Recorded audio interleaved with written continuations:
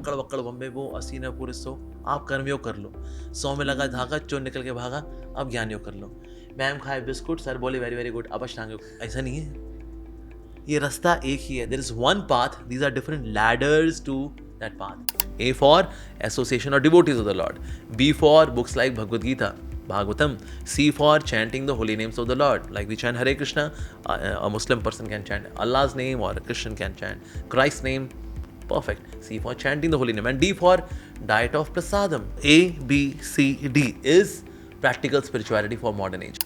The roses are red, the sky is blue, I love you. But after some time, when the roses become purple. Yeah, that's true. Roses are dead, I have flu, don't come near me, pare hat tu.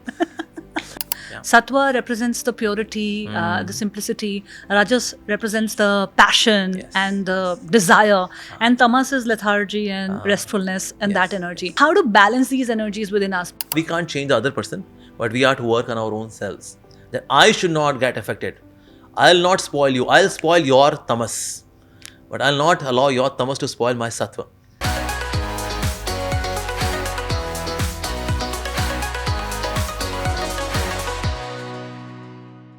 Welcome to the Journey Within podcast with me, Shobha Rana.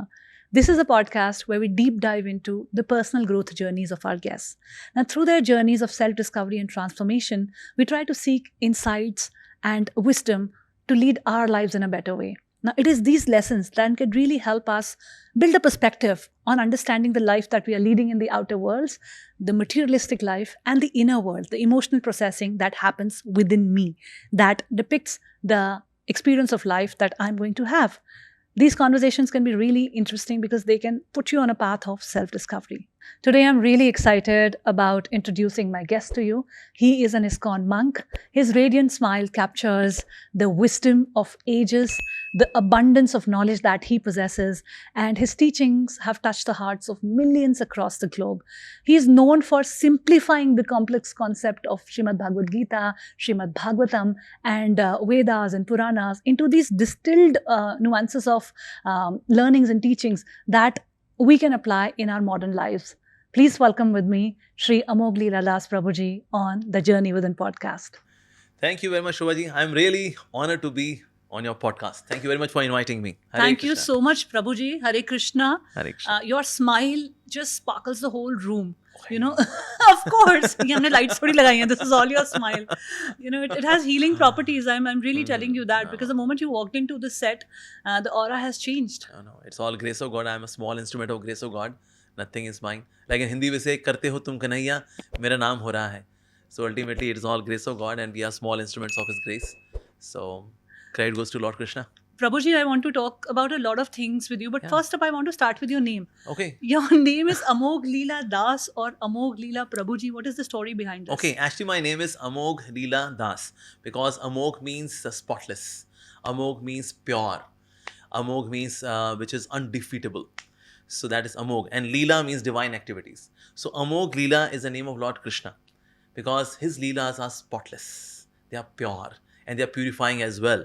Of such a Lord, I am Das, servant. So basically God's servant. So that's the meaning of my name, Amogh Lila Das. So out of respect, people give this title to me, or say honorific title of Prabhuji. Just like we say Lord Mountbatten or Lord Kelvin. Not that they are the Lord. That's a way of expressing respect. So similarly, when people say Amogh Lila Prabhuji, Prabhuji means we are considering you as our teacher, as our master, like that. But I don't see myself as master. I see myself as servant. So that's a way of expressing respect. So we say Amogh Lila Prabhuji. But actually my name is not Amogh Lila Prabhuji. My name is Amogh Lila Das. So I'm also going to call you Prabhuji throughout this podcast interview. All right. Whatever pleases you. Of course, because I am also a disciple of ISKCON. I'm also a disciple of your teachings.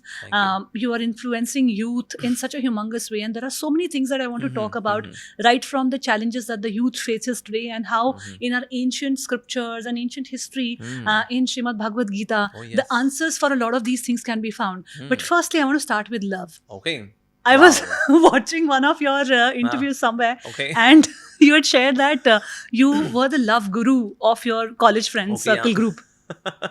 Firstly of all, that this term love, this is most misused term in this world. because people use love for evenly love for things. I love this cup. I love my shoes. Love, love, love everywhere. But what actually is love? Because people do not know about love, so often they misidentify lust as love. Just like sugarcane and bamboo, externally they look alike. So in case somebody is seeking to enter into sugarcane field, but he may enter bamboo field. Yeah, wow, so many sugarcane. What is It is this? dry. Oh, it is bamboo. So similarly, in this world, people are seeking love, but usually they get into the field of lust. But externally they look alike. But internally, as you know, that bamboo is very dry, it's hollow and shallow. Sugarcane is juicy, is very sweet. So love is divine in nature. Firstly, it is not flesh deep love. It is divine in nature. So in this world, we find infatuations, but often infatuation is put with a sticker on. That sticker is there is love written on that sticker, but actually it is just infatuation, attraction. Somebody is very handsome, good looking, beautiful, gorgeous. Hey, I love you. The roses are red, the sky is blue. I love you. Yes. But after some time, when The the person roses is become frustrated, purple. yeah, that's true. Roses are dead. I have flu. Don't come near me. Pare hat tu. So in this world, love is actually misused term. But yes, I was love guru. Love guru doesn't mean that I teach you how to love. Hey, I'm Cupid. Come to me. It's not like that. Often those who are having broken hearts, they used to come to me for counseling. I love someone. Why don't we get true love? And then I used to counsel them. Well, it happens. ये लड़के होते ही बदमाश हैं. So whatever happens, it happens for good. अच्छा है, ऐसा बेकार आदमी निकल गया. You are lucky. In this way, I would do some counseling. So in this way, I was love guru. Like during MTV time, Cyrus Barocha, Malaika Arora, they were like love gurus, and then people with broken hearts, and they would express on letters how somebody ditched them and all that. So I was playing similar kind of role. So not teaching them how to remain infatuated, but in case your heart is wounded, I am that friend you can come to. okay, yes, I'll put some ointment of my kind words. I'll try to heal those wounds with my words. So that was my job. But during this whole exercise of being a love guru, I could see, well, is this really love? There are people, whether girls, they are broken-hearted, boys, they're also broken-hearted for various reasons. And misunderstanding, at the drop of hat, there is misunderstanding. And there is so much aggression as well. There is anger, there is vengeance. What kind of love is that? And there's no service. In love, there has to be service. Just like a devotee serves the Lord. So here we can say, well, there is love. And there is sacrifice. Usually in this world, we see that love is often tagged with when there are gifts, when there are kisses and hugs. I got a spirit watch from my darling. So true love. But watch out. Just things, they do not define love, but rather service attitude. Like Mother Sita, she could be in Ayodhya. And, okay, my husband is on exile. Okay, darling, bye-bye, see you after 14 years. But I live comfortably in Ayodhya. Huh? No. So he also went along with Lord Sri Ramchandra to serve Lord Ram. Lakshman also took this voluntary decision that I will serve Lord Ram, my brother Ram. This is service. There is sacrifice. When there is service and sacrifice, that is the inherent quality of love. When in this world we see that hardly anybody serves whom? We are serving our own senses. And we put the tag, love. So that's why we see that in this world, often this term is misused. So I could see by being a love guru, well, love, bewildering. There's no love in this world. People love themselves only. Yeah. But did you ever love anybody? Well, not really. As I told you, love is only for God. In your entire adulthood, while being through Well, your college, engineering? Of course, I had infatuation. I had infatuation with my mathematics teacher when I was in school days, and just to impress her, I used to study maths more. A tale as old as time. Oh, yes. And in this way, when I was seeking to become an MBBS doctor, but since I was studying maths more, to impress my maths teacher, so I became an engineer. So my maths teacher, she brought this twist in my career. So that was my only light side of infatuation, or say, and that's it. But otherwise, I was not really into girls. I was more into academics. I was more into sports and spirituality. Then you left all of your academic learning also to become a spiritual seeker first, Oh, and yeah. now a spiritual guru. Absolutely, because I could see that by these spiritual teachings, I became happy, and I should also share this happiness with others. I could continue as an engineer. I could like when I retired. So at that time I was project manager, and then I could continue. And by this time I would have been maybe in board of directors, something like that. But there are many other board of directors and subject matter experts. So I should do something different. I could have a family, my wife, 3 children. Yes, 5-member family. But I was very ambitious. I wanted to have whole world as my family. So being a monk, now whole world is my family. Like here I can have my sister in form of Shobhaji. So great. So whole world is my family now. So I'm relishing my big size family now. Very happy to know your thoughts about how you see life and how you perceive life, because you've designed your life also like that. And to have this sense of clarity, you came into full-fledged spirituality teachings at the age of 29. And to have this sense of clarity at that age where everybody else, all of your friends are chasing other dreams and which are supposedly put on a higher rank than being a spiritual seeker. Yeah, spiritual seeker, yes. No bank account, no car, no home, no wife, no children. You are destroyed, man, who you are. So externally, yes, but yes, internally is very fulfilling. It's very satisfying. But you never had your moments of not having what your rest of friends had, what your colleagues Not had. at all, because I also lived in corporate life. So I have that experience as Oh, well. 7-8 years. Yes. So I could see, well, people have lavish cars, people have wonderful palatial homes, but they are so lonely. Yes. They are so empty. They are so hollow and so shallow in their character, in their inner value system. They are so hollow and shallow. When I could clearly see that, I could see also sadhus, the saints, genuine saints, that even though externally they don't have anything, but they live very substantial life. And a materialistic person, he has got everything, but they are so hollow and shallow that they have to take shelter of smoking cigarette and drinking wine to keep themselves in this illusion. No, I'm happy. I'm happy.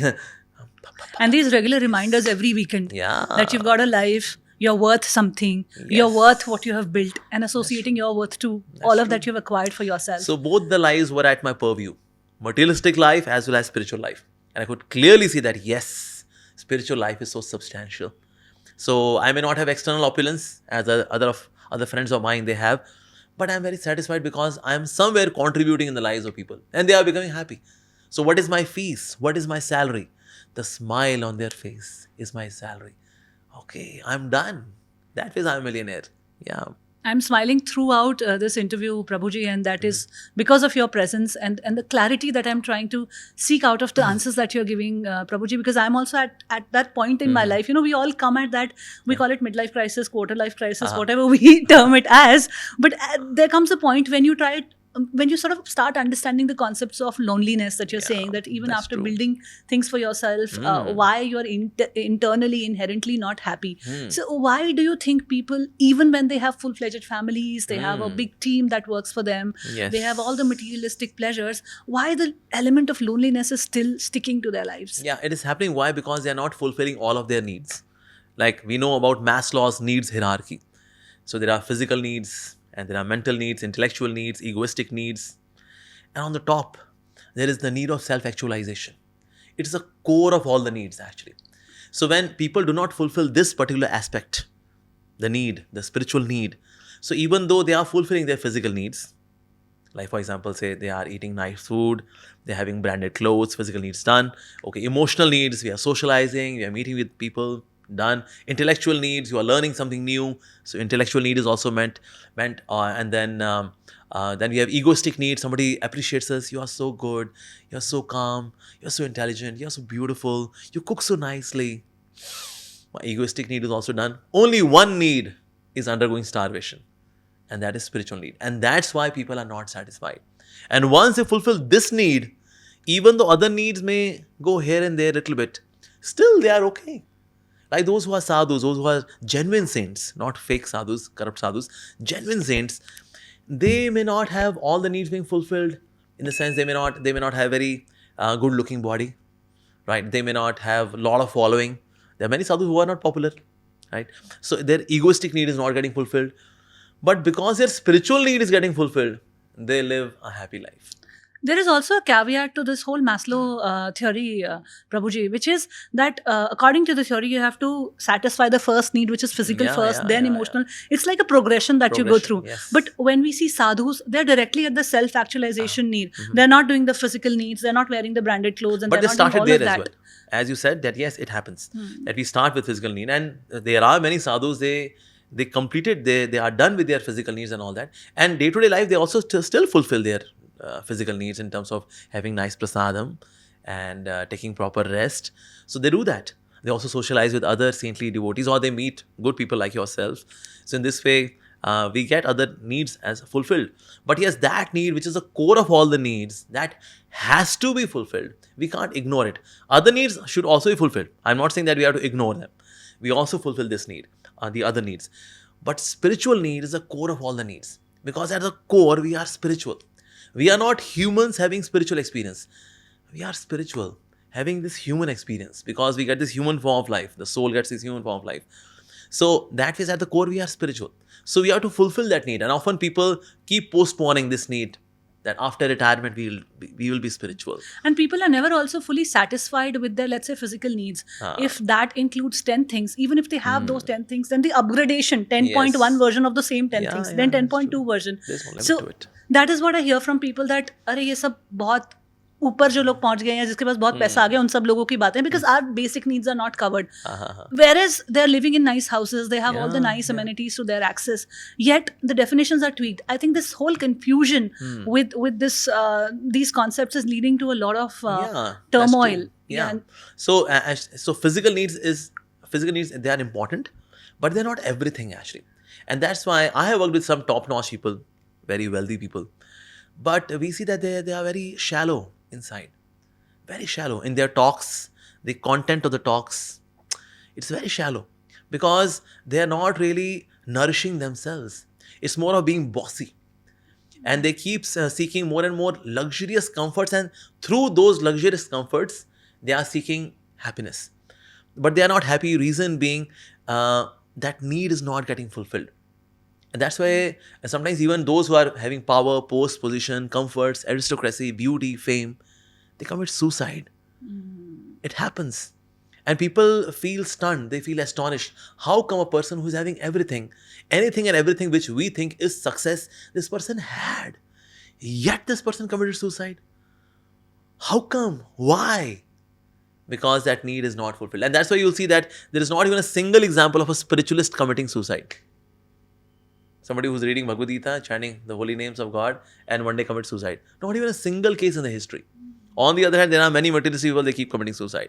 So that means who is happy? A spiritualist or a materialist? A spiritualist is happier.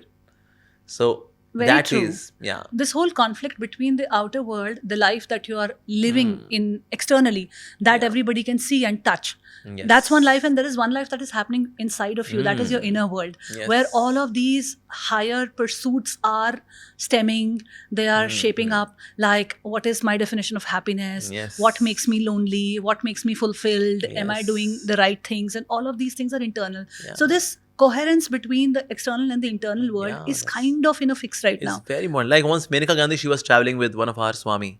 His one is Radhanath Swami. He's very famous for Journey Home, as you know. So both of them were sitting together.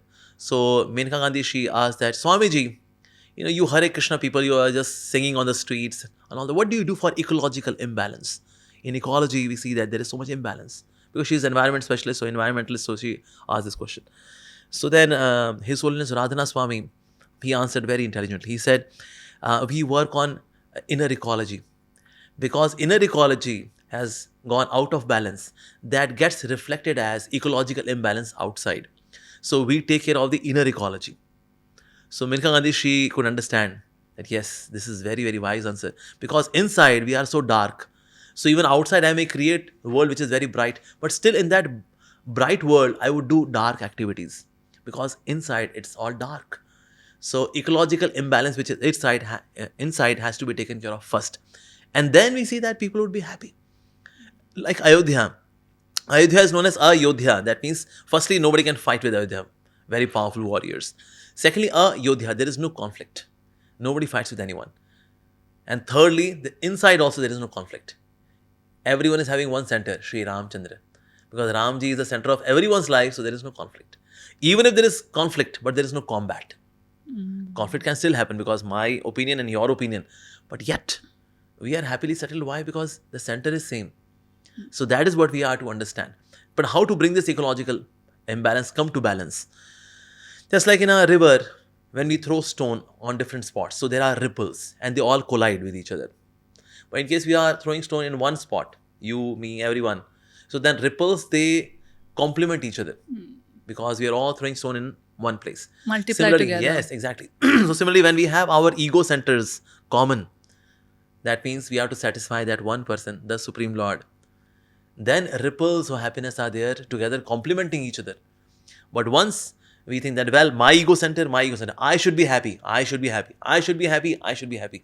Now this brings conflict. This brings combat. But when we have single center, pleasure of the Lord, you, pleasure of the Lord, me, pleasure of the Lord.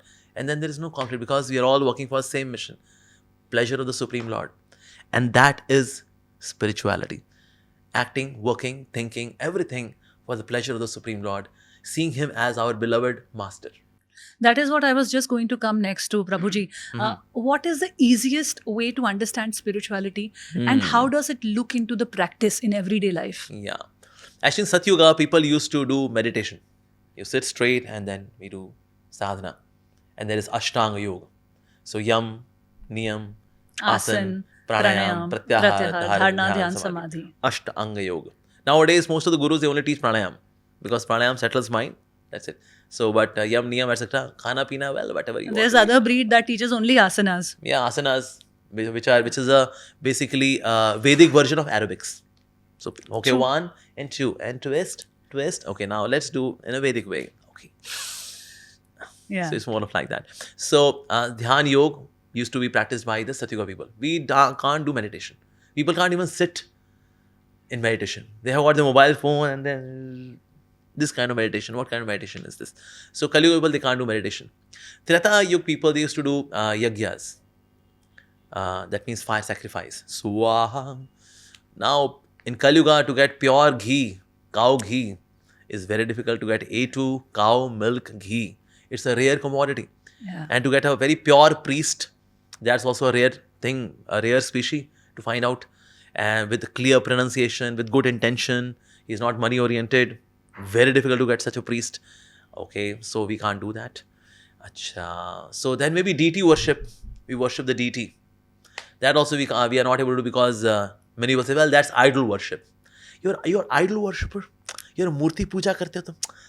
Are idolaters, doll worshippers, statue worshippers. So there are many people who are not able to really connect that. How can in stone God be present? Of course, God is omnipotent. So this comes in omnipotency of God that even in stone He can present Himself. If He can't do that, then what kind of omnipotency is that? So it is part of the omnipotency of the Lord. But there are people who are not able to understand this aspect as well. So deity worship, it requires a lot of purity, cleanliness, where we are clean. A lot of faith also, Prabhuji. Yeah, faith. It's a proper science actually. Deity worship, it's a proper science. But we can't do that as well. We are dirty people. We don't even take bath. We are dry clean. X effect. Clean. That's it. So what to do then? Deity worship we can't do. Fire sacrifice. We can't do meditation. We can't do. So what can we do then? So then here comes to our resort, the holy name of the Lord. Chanting the names of God is very easy, very convenient, at the same time very effective. Actually, holy name was there in all other processes as well. Like in Satyuga, Dhyan Yoga. Dhyan Yoga accompanied by chanting of the holy name. Treta Yoga, fire sacrifice with the holy name. The mantras. Deity worship along with the holy name. In Kali Yuga, there is only holy name because we can't do other things. So holy name can be chanted anywhere, everywhere. Even your bodily, you are not clean. Even then. Like for example, there are sometimes ladies ask, during those days, can we chant the holy name? Yeah, during those days, I may not be able to do some particular worship because it requires bodily cleanliness. But chanting of the holy name can be there anywhere, anytime. In bathroom, while walking, while lying down, one can chant the holy name of the Lord. And it's very effective also. It transforms the heart. It purifies the karma. Especially, firstly, the bad karma is cleansed. So that is, holy name is so very effective. That's why we should be chanting the names. Just like we chant Hare Krishna, Krishna Krishna, Hare Hare, Hare Ram, Ram Ram, Hare Hare, chanting the names of Lord Hari. So, like in Christianity also it is mentioned, the kingdom of God is resided by those who chant thy name. And like in Quran also, there are 99 names of Allah. Allahu Akbar, Ar-Rahman, Ar-Rahim, 99 names. Why names? Because in Kali Yuga, this is Kali Yuga, chanting of the holy names of the Lord, that is the way. We can't do meditation because mind is so restless also.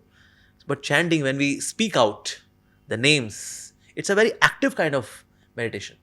So that's why this is recommended. Secondly, in practical yoga for modern age in this Kali Yuga comes reading the scriptures, like reading Bhagwad Geeta, Srimad Bhagavatam. We can do that every day, 15-20 minutes, like you are reading Bhagwad Geeta. So nice. We can do, even being a homemaker, we can do that. Being a working woman or a businessman, you can do that. C for chanting the holy names of the Lord, as I mentioned. And A for association of devotees. We should regularly meet some spiritualist, ask questions, meaningful questions. Not that I ask about my career, my spouse is fighting with me, what to do, what should I do, Swamiji? Spiritual questions we should ask. That way we should have spiritual association. And D for diet of prasadam. That means whatever food we eat, pure vegetarian, offer it to God with love and devotion, and then take that food as prasadam. Even those parathas and dosas and sambar and idli and vada and chowmin and pastas and pizzas, you offer to the Supreme Lord out of love and devotion, and then you take that as prasadam. So A, B, C, D is practical spirituality for modern age. A for association or devotees of the Lord. B for books like Bhagwad Geeta, Bhagwatam. C for chanting the holy names of the Lord. Like we chant Hare Krishna, a Muslim person can chant Allah's name, or a Christian can chant Christ's name. Perfect. C for chanting the holy name. And D for diet of prasadam. You all like to eat? Yes. You offer it to God and have it. So this is a practical way of spirituality in Kali Yuga, the age of conflict, the age of disagreement, the age of fighting, the age of restless minds. So in this way, we can practice spirituality. Thank you for simplifying spirituality so much for the modern age practitioner, because there are so many opinions, there are so many ways, and there is so much information. In fact, overload of information which tells you do this, do that, this is appropriate, this is not appropriate. That one is also confused as in what is my path if I want to take spirituality, and if I don't want to renounce everything. Yeah. Like if somebody wants to be like you, a brahmachari, renouncing all the worldly pleasures, so to speak, and then coming into the path of spirituality in a way that you're working for the God that you believe in. That's true. Right? That is one way. But for a homemaker who also wants to activate the spirituality within them, this is a beautiful pathway that you've laid. Yes, that's true. So spirituality should not be monopoly of only those who are in renounced order. Because in the world, 99.9999% people are householders. They are grihastas. So they need spirituality more than anyone else. Grihast means ast, vyast, trast, charo khane past, kyunki wo grihast. So he needs spirituality more than even those renunciants. So that's why it has to be practical. And this A, B, C, D will give you X, Y, Z, both in your everyday life as well as spiritual life. That is one common question or belief that comes, Prabhuji, when we speak about spirituality, that this is for people who've renounced everything. They can only practice it. It's not practical for us. You know, that is where people find their excuse also to behave badly, to cheat, to do all of these things. You have beautifully explained the power of chants also, the power of mantras also, and rightly so, because in the times when we feel scared or in the times when we feel things are out of our hands, we only resort to these chants. We only resort to these mantras. So they do have some sort of power that are very deep inner level connects with these mantras in the times of scarcity, even in the happy times.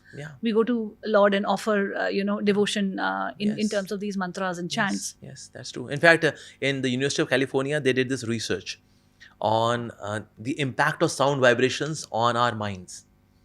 So they found out that those who expose themselves to positive sound vibration, and this holy name is a divine sound vibration, which is more than positive sound vibration.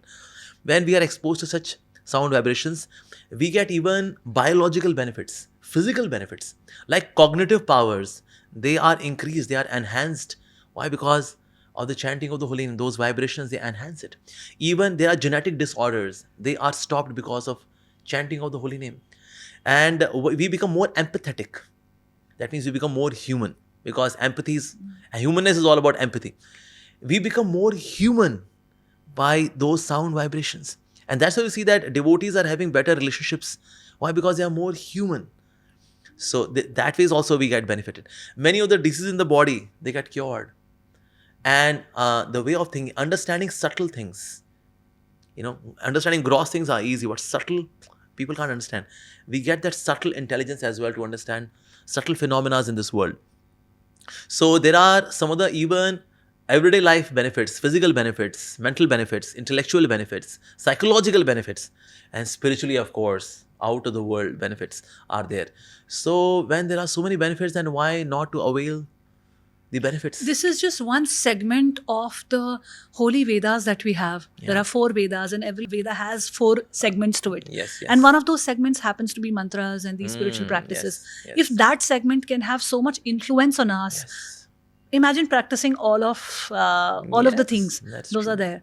See, Vedas or Vedic knowledge, what is the origin of it? Some people say that, somebody wrote these books. Who has written these books?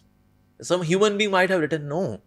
Because just like any manufacturing company, when they manufacture any kind of product, they also have got a manual how to use that product. Similarly, when God created this creation, so He also released the manuals that how to live in this product, which is the material world. So we are to live in the material world, but not materially, but spiritually. Just like a lotus is in the mud, but not of the mud, but above the mud. But how to do that? That art is explained in the scriptures. So Vedas, they talk about karma kandas and jnana kandas, etc. Upasana kanda. So that ritualistically one can become purified. But then after the Vedas, we also get into Upanishads. Upanishads, they talk about liberation as well. Okay, you are talking about all of this, but do you have any case study of all of this, what you are saying in the Vedas? Yes. For that, there are Puranas. Puranas, they have such case studies that how by following those dictates, I became perfect. Okay, all right, understood. Okay, now, but how to reach a supreme perfection? So at the end, then Veda Vyasi, he revealed Srimad Bhagavatam. Srimad Bhagavatam. And that's why we see that so much of Bhagavad Saptas are happening. Why? Because this is the ripened fruit of all the knowledge. Galitam Phalam. That is Srimad Bhagavatam. So, and it is very easy to read it. It's a fabulous book. It's a masterpiece. Poetically, it's a masterpiece. In terms of content, it's very, very dense, very, very deep content. So one can read Srimad Bhagavatam. So it has all the content of the Vedas, the Upanishads, and the Puranas, even Mahabharata. All of that is there in one book. That is Srimad Bhagavatam. So one can't read the Vedas or Upanishads. Very extensive to very read. Extensive and very, very cryptic in nature. But then how we are householders, how to get all of this knowledge and that to ripen fruit of this knowledge. One-stop shop, and that is Srimad Bhagavatam.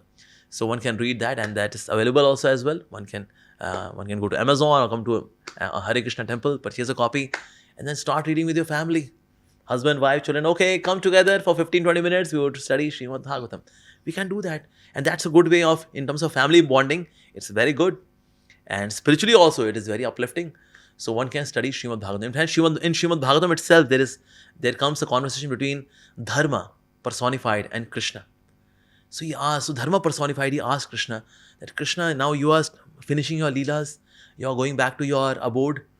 So since you are here, so I took shelter of your lotus feet. Now since you are living, where will I take shelter now? So Krishna said, okay, you take shelter of Srimad Bhagavatam, because I expand myself in the form of a grantha, in the form of scripture. That is Srimad Bhagavatam. So Grantha-avatar of the Supreme Lord is Srimad Bhagavatam. So that way Dharma took shelter of Srimad Bhagavatam. So that is what we are supposed to do. And that we can do, even being a homemaker, being a business person, we can do that. So in this way, the Vedic knowledge flows from Vedas to Upanishads, Puranas, and then finally Srimad Bhagavatam. Srimad Bhagavatam, I was reading about it. I have not read the book. It's a masterpiece. I will definitely after listening. And after reading this book, now you would not be in a position to read any other book.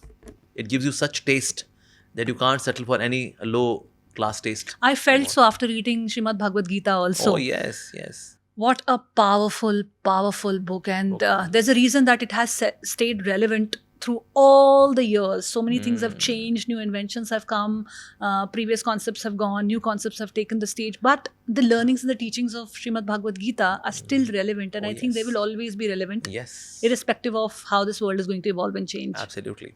Absolutely. And that's why this knowledge is known as absolute knowledge. We never have revised edition of Bhagavad Gita. We never have upgraded edition 2.0. No, it remains absolute. There are people who are deducing it from their own standpoints. There are different interpretations of the Bhagavad Gita available.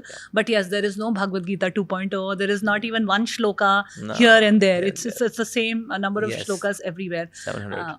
700, yes, 18 chapters. So if one has to start studying Srimad Bhagavad Gita for a modern practitioner, what are the 3 most important chapters, Prabhuji, that you would recommend? Actually, Bhagavad Gita is a journey which starts with Vishad Yoga, and where Arjuna is lamenting. And in this world, we are all also lamenting. So lamentation leads to knowledge, provided in lamentation, after lamentation, we seek surrender. We seek to surrender to a spiritual teacher. And then from lamentation, we can start taking spiritual knowledge. Lamentation can also lead to depression. Lamentation can also lead to upgradation. We can go spirally up or go spirally down. Absolutely down. So Arjuna, he was seeking shelter of a spiritual teacher, and that way his lamentation, Vishad Yoga, led to then Sankhya Yoga. And Lord Krishna starts explaining about soul. Well, that we are not the body, we are soul. And we have to nourish our souls. Bodies we have acquired and we have lost many times. The body can be diseased, the body can die, but you are a soul. You should nourish your soul. In this way, it starts with Sankhya Yoga. And then it goes to Karma Yoga and then Jnana Yoga. And this way, the journey is there. But yes, so we can reach the culmination at the end on the 18th chapter. And actually, Bhagavad Gita finishes on chapter 18, verse 66 in terms of content. In terms of verses, it goes further. But they are more of Shruti Phal. That means if you read Bhagavad Gita, what will you get about the nature of this knowledge? But actually, 18.66 is the last verse, where Lord Krishna says, Sarva dharman parityajya mam ekam sharanam raja aham tvam sarva papebhyo mokshishyami. And do not fear mashacha. Have faith in my words. So that phase, this 18th chapter is like culmination of everything. Yeah. But yes, we have to go through the entire content so that we are able to make sense of the whole thing. And we never know which question asked by Arjuna is actually my question. Just like in 3rd chapter, he says, even though I do not want to commit sin, but still I commit sin as if I am forcefully engaged into it. Well, that's my question. Absolutely. I don't want to commit sin, but still I engage. Even though I know what is right, what is wrong, still I commit. Yeah, so what did Krishna answer then? So then Krishna answers in chapter 3, verse number 36 and 37 and all that. So in this way, your question, which is connecting to your heart, which is relevant to you, it can be anywhere in between as well. Like Lord Krishna in 6th chapter, Arjuna asked that, what happens to those yogis, those who started this process, but in between they got lost, they got distracted, or they die. So do they get lost just like there are clouds in the sky? They come together and then dispersed? Is it like that? One has to start from scratch, from zero? Is it like this? Yeah, that's my question. In case if I do not become spiritually perfect, then what will happen to me? Next time, do I have to start from zero? I have given up on the material pleasures that I was pursuing after, and spirituality भी पूरा नहीं हो पाया, तो कहाँ रह गए हम लोग? ना माया मिली ना राम, ना माया मिली ना राम. तो फिर मेरा क्या होगा? ये तो मेरा क्वेश्चन है. यही तो माँ बाप बोलते हैं कि तुम्हें ना ये मिलेगा ना ये मिलेगा और तुम बीच में ही रह जाने वाले हो. They should read Bhagwad Gita 6th chapter. Yes. Sankhya Yoga के बारे में प्रभु जी please tell us more, because Sankhya Yoga is a very scientific chapter also in that way. Lord simplifying it for you, Purusha, Prakriti, and those principles. Please, throw some light on Sankhya Yoga is having 2 versions. One is atheistic version of Sankhya Yoga. So where there is Prakriti and there is Purusha, which is basically soul. Soul is enjoying with Prakriti. So they complement each other in the sense Prakriti is incomplete, in the sense Prakriti is not conscious. Prakriti is matter. But Prakriti gets animated because of the presence of conscious being. That's the soul. But soul can't accomplish one's desire without Prakriti. So you help me, I help you. So in this way, Ram milai jodi, ek andha hai kodi. So ye aisa. So कहता बस ये इस प्रकार से, like that. Okay. But then atheistic Sankhya is not able to explain, but why this is happening? How come soul is there in connection with Prakriti, getting entangled by Prakriti? There is Maya, Shakti, bewilderment, confusion, avidya, suffering. But why this whole phenomena? Why this drama is happening? Atheistic Sankhya is not able to explain that. So when you bring God into the picture, so then things start getting resolved. So Purush and Prakriti, they are both coming from God. Yes. Yes. So Purush also, that means soul, is also coming from Krishna, and Prakriti also coming from Krishna. Prakriti coming from Krishna, Bhagwad Geeta, chapter 7, verse number 4. And chapter number 7, verse number 5, which is the next verse, the living entity is also coming from Krishna. So as soon as we bring God in picture, then things start becoming resolved. Okay, why we get entangled? Because I want to enjoy independent of God. Okay, what does Prakriti do? Prakriti is subservient to God. Prakriti is not my energy. Prakriti is God's energy. Okay, so can God be captivated by Prakriti? No, he is liberated always. Acha. So how I can be liberated? By becoming devotee of the Supreme Lord. I see. So then things start becoming clearer. So in case if I go to somebody's home and there is Doberman dog, he pounces upon me to devour me. And then I say, kutte kahin, haja, kutte kahin. Will dog leave me, spare me? No. But if I call the master of the dog, Chopra Saab, hataiye isko. And then Chopra Saab comes, hey, Tommy, get down. Get down. Get down. That means if I am being attacked by a dog, just by saying, dog, leave me, spare me, dog is not going to spare me or leave me. I have to call the name of the master. So similarly, Prakriti or Maya will not leave me until unless I take the name of the master of Prakriti. And then God can say, Maya, leave. Get down. Okay, my master. So then she would leave. And that's why we see that those who are atheistic people, they cannot really conquer Maya because Maya is very powerful. Very, very powerful. Just like in a river, in case there is a fight between an elephant and a crocodile. Outside, in case this fight happens, elephant and crocodile, elephant is going to win. But within the water, because it is the territory of crocodile. So that's why crocodile is going to win. Similarly, this is the territory of Maya. So here, in our fight with Maya, Maya will win. Because it is her territory. And she is also completely surrendered to God. We are not surrendered. And that too, it's not my territory. So I cannot really win Maya without devotion. So that phase, the purpose of Prakriti is also that ultimately I should take shelter of God. And the Prakriti happily releases me that, okay, you go to spiritual Prakriti. Why to be in materialistic Prakriti of teen gun, sato, rajo, tamo? Go to divine Prakriti. Be in love. Serve the Lord. Admire Him. Go there. So that's what even Maya Shakti wants. So that's why atheistic Sankhya explain the nature of matter and spirit. Differentiation between the two is Sankhya Yoga. Sankhya Yoga, yeah. But even matter comes from God and spirit also comes from God, the higher consciousness. Yes. So in this way, there is devotional Sankhya or Bhakti Sankhya as well. But what's the purpose of Sankhya Yoga? So that we take to Bhakti Yoga. In case you know, okay, this is a branch, here are the roots, here are the leaves, the branches, the flower, the fruit. Okay, clear? Yeah, clear. Now what to do next? Take water the roots. So it finding will reach out to every exactly. Place. So finding out the root is Sankhya Yoga. Watering the root is Bhakti Yoga. So Sankhya Yoga becomes complete by Bhakti Yoga. So Sankhya Yoga is subservient to Bhakti Yoga. I was studying Sankhya Yoga about 3-4 years ago. And as much as it intrigued me, it also confused me a lot because this Purusha Prakriti concept can be pretty confusing if you don't include the God component to it, which I think in this 2 minutes of your explanation, I've become very clear about all the doubts and the questions that I had. And I would go head on with my teacher that what does this mean? Where is this coming from? That day you taught this and all of that. That confusion is sort of getting clear. Prabhuji, thank you for doing that. Thank you. Prabhuji, you briefly touched the concept of Sattva, Rajas and Tamas also. Yeah. Sattva represents the purity, the simplicity. Rajas represents the passion and the desire. And Tamas is lethargy and restfulness and that energy. Now, all three of these energies are in everything in this world. Everything is made up of these three energies, right? Whether it's a living thing or a non-living thing. Now, how to balance these energies within us? Because we can't do with one energy. I can't be purely sattvic and expect to lead a life which is fulfilling. Yes. You know, I yes. can be completely passionate and desireful and be rajasic and Yes. again expect a good life Yes. for myself. So Yes. how do I balance these three gunas? Actually, in this world, you will see that the three gunas are always present. One is more dominant. Like morning time is also having sattva, rajo, tamo. But sattva is predominant. Afternoon time, we see that, okay, sattva, rajo, tamo, but rajas is dominant. And night time also, we see that all the three are present, but tamas is more prominent. So all the three are present everywhere. There is no exclusive sattva, exclusive rajas, and exclusive tamas.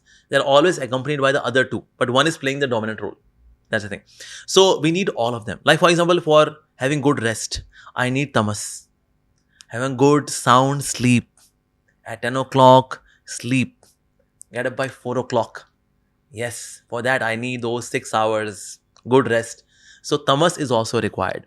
In order to do something, some enthusiasm is required. So for that, rajas is there. And sattva is for acquiring knowledge. So sattva should be given the greatest importance. Reason being, it is imbued with knowledge. And when we have knowledge, then we get the right direction to do the activity. So sattva is important. Rajas means, okay, now since you have acquired knowledge, now you act. And then since now you're tired, so take some rest. So all the three are required. But yes, we should focus more on sattva. So, but even the person who is very sattvic also has got other gunas as well. So we have to balance all of them. But we seek sattva, reason being sattva also leads to good health. Mentally, you are more tranquil, you are more calm, composed. And rajas can be used in the service of sattva. And sattva should be used in the service of the divine. And the divine is known as, like Lord Krishna is nirguna. Often people say that, okay, form of God, that's saguna Brahma. And that which is nirakar is nirguna Brahma. Actually, both are nirguna. Krishna's form is also nirguna. That means there is no sattvagun, rajagun, tamagun. And his effulgence is also nirgun because there is no sattvagun, rajagun, tamagun. Nirgun doesn't mean he doesn't have any gun, no quality. No, he has got divine qualities, spiritual qualities. So he has got divine form, spiritual form, a form which is not made up of flesh and bones. So that is nirgun. So sattvagun, rajagun, tamagun are ultimately meant to be engaged in service of the Supreme Lord who is nirgun, who is spiritual, who is divine, who is having spiritual guna. Then they would not harm you. Otherwise, these gunas, they lead to bondage. My desires, my passions, my lust. Lust is in mode of passion. That is the overall problem because one Yes. of these gunas is in so much imbalance. Yes. One is the imbalance of one of these gunas and one is the Yeah. wrong timing for these gunas also. Absolutely. Because like you said, tamas should be more active or should be more practiced in the night time when you want to Nighttime. rest and recovery Yes. phase, right? But most of the people are now doing completely the opposite. Yes. 12 Because- hours of sleeping. What's happening? This is imbalanced. Or no tamas. hours of sleeping, like 2 hours of Yeah, no sleeping, hours. Yeah, that's being true. awake till 4 in the morning. Why? Because and I'm on letting the- WhatsApp or Netflix watching a movie. Or just Splits. partying with friends. Partying with friends. That's So true. my rajas, passion, desires are high at that time. So it's all imbalance. How to Yeah. bring this to balance? What's the easiest Yeah. way? Actually, these three modes, they start coming to balance by having good association. And when I say good association, it means saintly association. By the grace of the devotees of the Lord, we start getting to manage them nicely because they give us potency. They have got spiritual potency. So spiritualists who are having spiritual potency, when they give their spiritual potency to the other person, this potency being infused in us that gives us spiritual strength that I can manage sattva, rajas and tamas. Otherwise, we can't manage. We are into them and we have taste for them. Like some people have taste for tamas. They sleep, they drink wine, becoming angry, short-tempered people, and they take rasa and cribbing for someone. That's tamasic rasa. Grudging. It's a rasa, tamasic rasa. So people are so much into sattva, rajas and tamas. Of course, in increasing order, people are very few who are in sattva. More people are passionate. But and that is then discouraged tamas. also, na Prabhuji, because once you are someone who is exhibiting more of sattvic qualities, then Yeah, people also discourage you that how will you survive in this world? Actually, you'll see sattvic people, they survive. Rajasic people, they are restless in their survival. Tamasic people, they do not know that they are surviving because they are so dull-headed actually. So those who are in mode of goodness, they are in this consciousness that yes, I'm surviving and I'm to live meaningful life. I should have values. I should cooperate. I should forgive. I should be accommodating. All of these values, they come by cultivation of mode of goodness. So that phase mode of goodness is good. When you have goodness in you, when your sattva element is high, Prabhuji, how does one deal with the toxic people and the toxic environment that they are put into? Yeah. Toxic people, in case the magnitude of their toxicity is more than your magnitude of goodness, then they would certainly penetrate into your goodness, and then they can disturb you. But in case your goodness is so thick that it cannot be penetrated by anything, then even toxic people, we penetrate into their toxicity. And we see such people becoming calmer and becoming more peaceful. And they say this, since the time I have come in your association, I become a better person. Thank you so much. This actually happens. So somewhere we can't change the other person, but we are to work on our own selves. That I should not get affected. I'll not spoil you. I'll spoil your tamas, but I'll not allow your tamas to spoil my sattva. I face this challenge every now and then, Prabhuji, because I like to practice mindfulness. I like to practice the goodness aspect of life. But sometimes there are situations when you get angry and you're not able to curb that.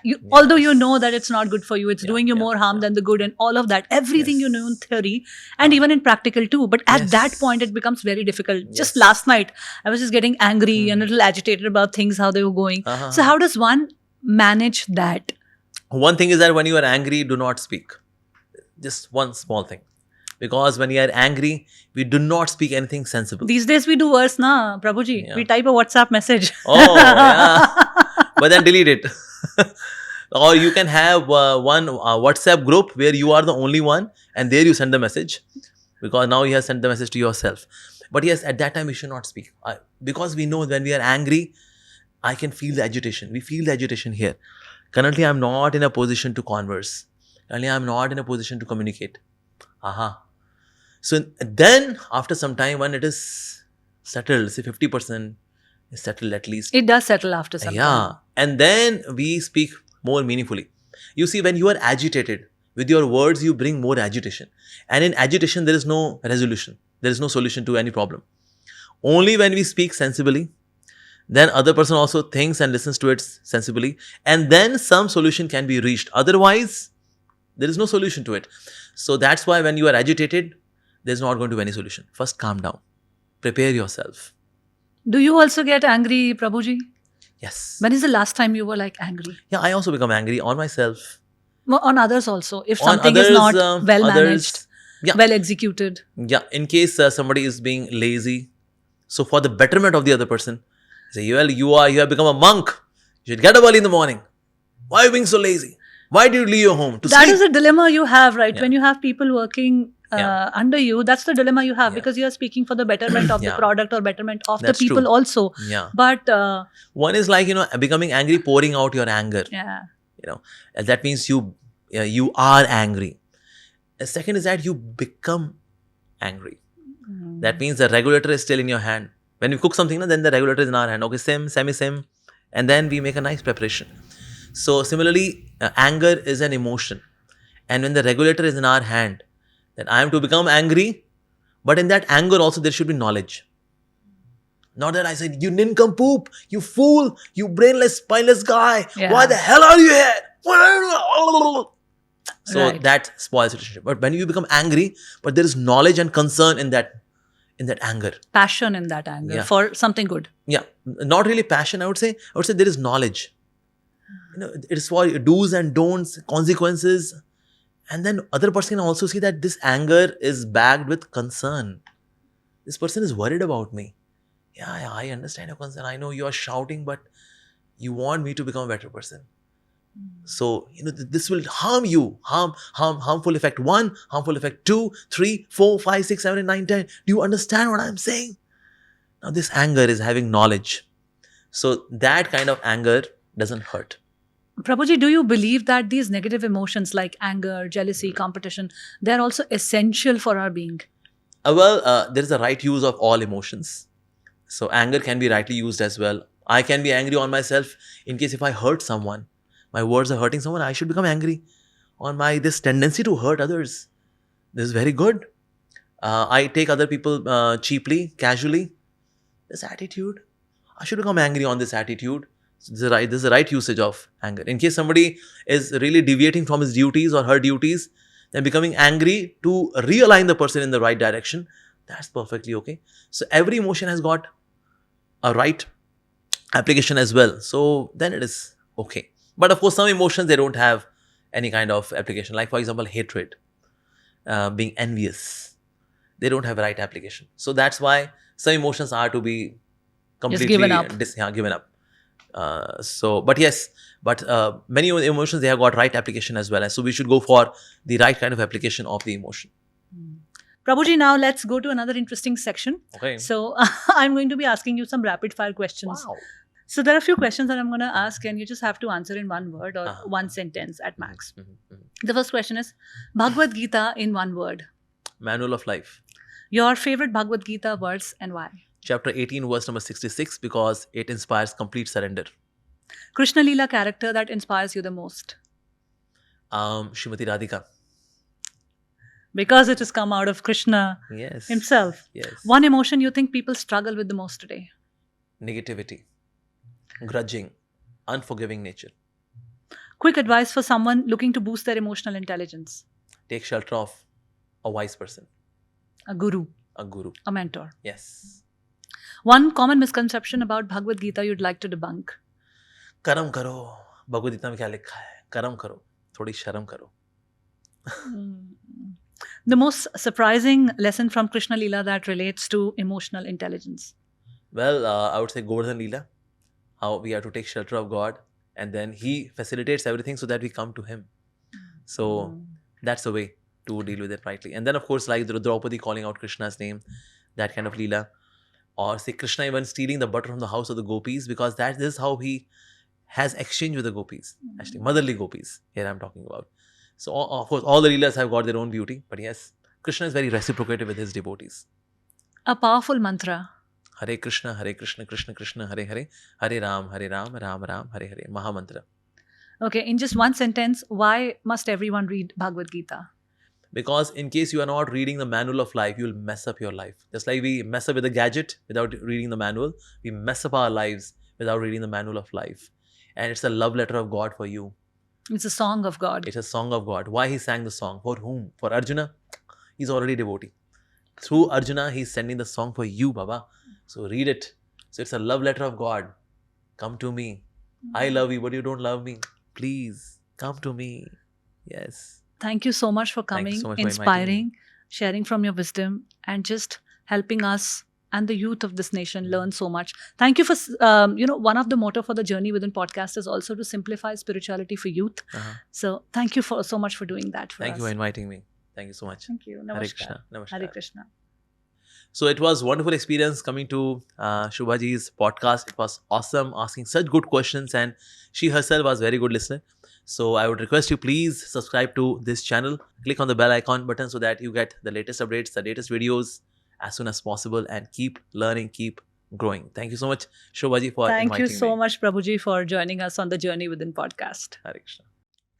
Thank you for watching this episode of the Journey Within podcast. I really hope that this episode gave you some guidance and wisdom to approach your life in a better manner with a newer perspective and deal with your demons in a better way. Thank you so much for giving your time to us. Do subscribe to the channel, like, comment, and share, because it is your engagement with the content that will help us reach a wider audience. Thank you.